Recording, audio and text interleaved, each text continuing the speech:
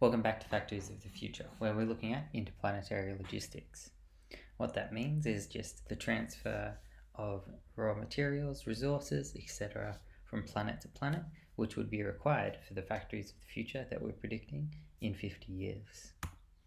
To do that, we're looking at Dyson Sphere program, mainly the Interstellar Logistics Station. This station allows you to transfer items between planets and systems in the game. First, looking at SpaceX's current designs and process in Starship, creating a reusable rocket that can transport material around.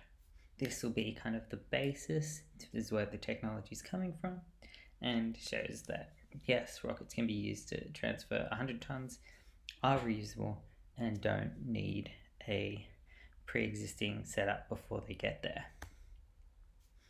These rockets are planned to head to Mars, and they actually plan on doing a saboteur reaction to create extra fuel once they get to Mars so that they can get back, so they don't need to have enough fuel to do a two-way trip.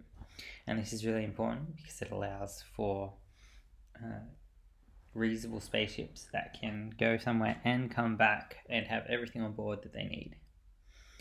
The future we're forecasting probably will look something like this: independent starships, spacecraft landing, putting all of the stuff down required to build an initial base as the first wave and fleet, as they can, as I said before, transfer stuff onto a planet without the need of stuff already being there.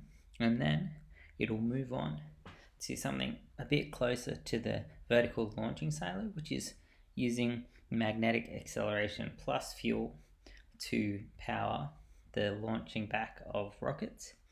And this would kind of like be similar to a railgun, and I imagine that a second wave of ship after the first wave of ships sets up that base I was talking about.